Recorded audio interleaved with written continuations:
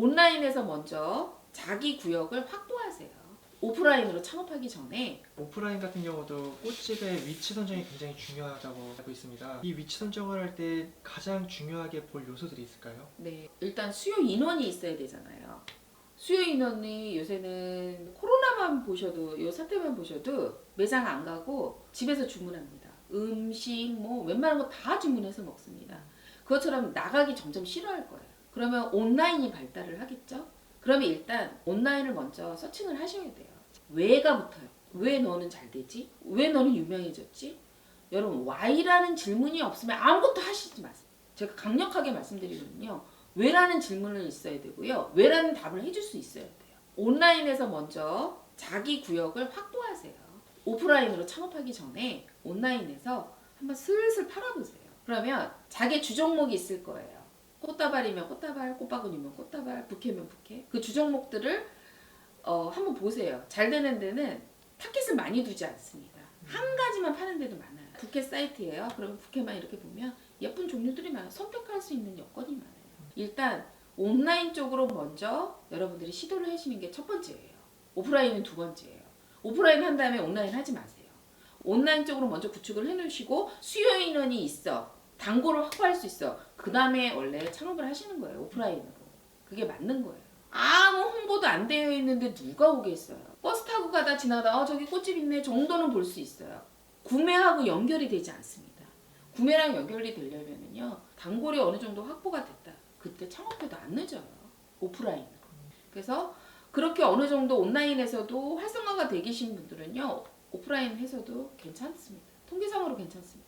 오프라인을 하더라도 그 주 고객, 단골 고객들이 계속 그 유지를 해주실 수 있기 때문에 그 단계별로 공부를 조금 하시는 게 좋겠죠. 근데 계속 주문량이 늘고 또 클래스 하지 않은 학생들 늘어요. 그럼 나오셔도 돼요. 그러면 성공하신 거예요. 망하지 않습니다. 너무 비싸게 월세를 뭐 너무 비싸게 든다거나 감당하지 못할 정도로 하면 안 되고요. 내가 어느 정도 이제 창업을 하실 때면은 이제 계산이 될 거예요. 어느 정도를 팔아야 월세를 어느 정도 내고 그럼 어느 정도 팔아야 되는 그 부분에서 내가 기존의 고객들을 확보하고 있지 않아서 새롭게 한다 그러면은 굉장히 어려울 수가 있겠죠. 그래서 요즘같이 좋은 세상에서 온라인부터 먼저 하시라고 말씀드려요. 홍보도 온라인으로 통해서 먼저 하시고요. 오프라인은 차후에 생각하셔도 돼요. 오프라인으로 창업하시는 분들은 항상 제가 제발 창업하지 말라고 하는 게 준비가 안 돼 있는 분들이 너무 많아요. 준비가 되어 있는 분들은요 하지 말라도 합니다. 그리고 주의점, 원데이 클래스나 취미를 통해서 하시던 분들이 슬슬 창업 준비를 하시고 계시거든요. 돈을 절약하기 위해서. 근데 제대로 된 일원화된 교육을 받지 않으신 분들이 그냥 실무적으로만 하셔도 물론 판매 가능해요. 잘 되시는 분들도 실제로 있고요. 가뭄에 콩이라는 게 문제죠. 나중에 많이 판매하신 다음에 클래스 분위기 반드시 들어옵니다. 클래스에서 어떻게 가르치느냐. 이거를 염두에 두셔야 돼요.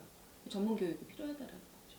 온라인을 통해서 내 고객을 확실히 확보한 다음에 오프라인으로 해도 늦지 않는다. 늦지 않다라는 거죠. 네. 무조건 덜컥되고 오프라인 로드샵을 열심히 하면요 힘들다는 거죠. 특히 계속 그 집이 꽃집이 아니었던 집은 더 어렵다라는 거죠. 홍보가 안 되어 있는 상태이기 때문에 그럼 홍보비가 또 더 많이 나갈 수도 있는 거고요. 그리고 기다리면 오겠지?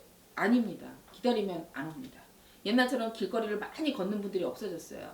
대중교통이든 자가든 차를 많이 이용하고요. 대중교통 이용하시는 분 단거리만 조회해서 다니시는 시대가 왔기 때문에 뚝 떨어져 있고 알아서 홍보가 될 거라고 생각하지 않았으면 좋겠어요. 그런 분들은 창업을 조금 고려해 보시고 정말 어렵게 창업하시고 만약에 창업은 진짜 관심이 있으시면요. 온라인부터 시작을 하시라는 거죠. 그리고 아주 좋은 목에다가 하신 분이 한 분 계세요. 1억 드셨어요. 또 하나 아까 제자 예를 들었는데 거기는 30년 된 아파트 안에 있는 죽어가는 상가 안에다 자리를 잡았어요. 거기는 월세가 50이에요. 창업 비용이 한 1,500 정도 든 걸로 알고 있어요. 그렇게 따지면 한도 없는 것 같아요. 창업 비용이. 그러면 예를 들어서 내가 얼마를 갖고 있는데 이 예산에 맞춘 거예요. 그 사람의 개인의 예산에 맞추는 거예요. 예를 들어서 창업 비용이 1,000만 원 듭니다. 5천만 원 듭니다. 1억 듭니다. 라고 말씀드리지 못해요. 저는. 창업 비용은요. 본인이 계획한 만큼 하시는 거예요. 그 대신 빚을 얻어서 하시는 분들은요. 많이 빚지지 마세요. 돈을 조금 모아두셨다가 하시는 것도 좋고요. 사업하시는 분들은 대부분 다 빚을 내서 다 대출을 받아서 하시거든요.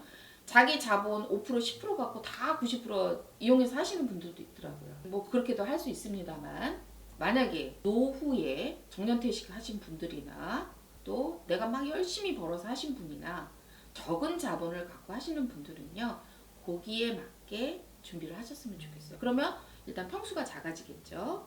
그리고 안으로 들어가실 수도 있을 거예요. 바깥에 로드 그런 게 아니라 뭐 여러 가지 너무나 많은 경우의 수가 있기 때문에 어떻게 그 액수를 정해드리지는 못하지만 본인이 갖고 있는 데서 약간의 대출금을 이용하실 수는 있겠지만 너무 무리하지 않는 선에서 계획을 잡으시는 게 창업 비용이라고 말씀드릴 수 있을 것 같아요.